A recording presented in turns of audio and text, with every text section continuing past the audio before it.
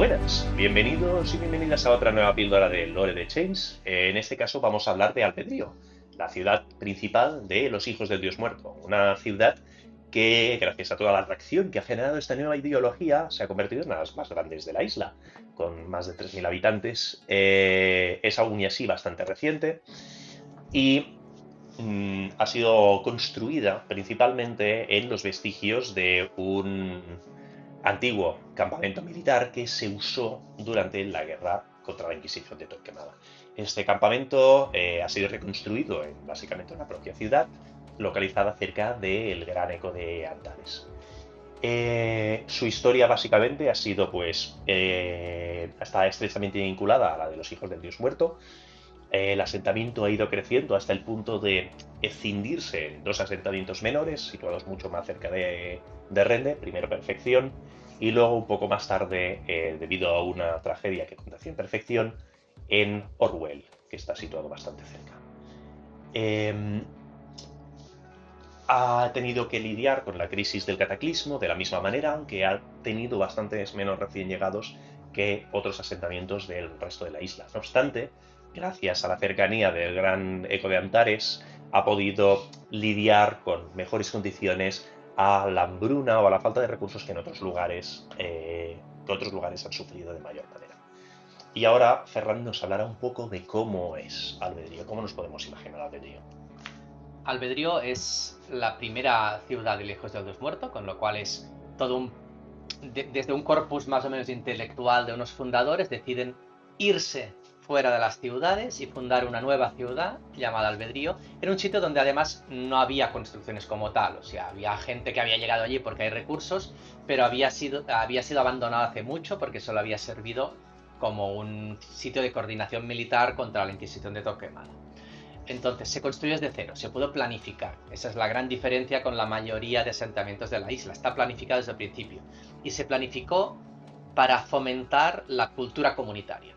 Los Hijos del Dios Muerto son muy, muy comunitarios en este sentido. Todo lo que deciden es por el bien de la comunidad. Entonces, debemos imaginarnos como una estructura basada en plazas. La gente vive en casitas más o menos pequeñas, 1 o 2 plantas, donde viven una serie de moradores que quieran vivir juntos y están normalmente alrededor de plazas. Y toda la vida se hace al exterior. Faltan servicios entre las casas, no está pensado. Está más pensado para que vivas en las plazas. Y tienen todo un tejido industrial que se acumula más o menos en la periferia. Intentan siempre ir acumulando por la periferia. Y entonces el crecimiento es a base de plazas donde la vida se construye allí. Con lo cual, eso es lo que debemos imaginar. Y hay un edificio más o menos grande, que es el del Círculo de la Nueva Realidad, que es el aparato legislativo de la ciudad en sí, que es bastante más monumental y que además recientemente se le ha añadido un monumento al cataclismo, a los fundadores y a los caídos durante el cataclismo, con lo cual es la única parte monumental en sí que veremos en toda la ciudad. También es una ciudad bastante pensada para la defensa, o sea que todas las calles y todos también están planificadas en este sentido.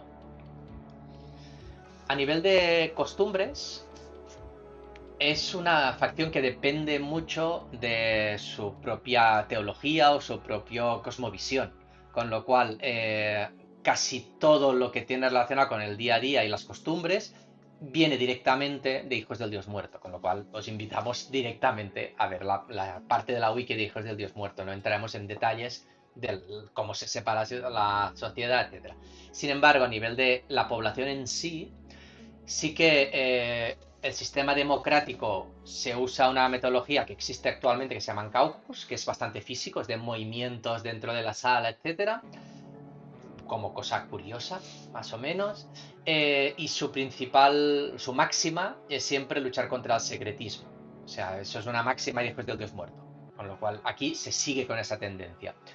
También hay un tema de que se registran todos los moradores con fotografías y grabaciones, con lo que se pueda, porque también hay una lucha activa contra el olvido. Creen que toda vida es útil, toda vida merece ser recordada, con lo cual podríamos llamar un museo de los ciudadanos en sí, donde puedes ver sus fotos, etcétera. Sobre todo los que ya no están entre la población. Entonces hay todas unas tradiciones alrededor de regenerar esas memorias constantemente para que no sean olvidadas. Y no mucho más, siempre suele haber festividades en las plazas, es bastante lúdico el tiempo que no se está trabajando en las fábricas, etcétera.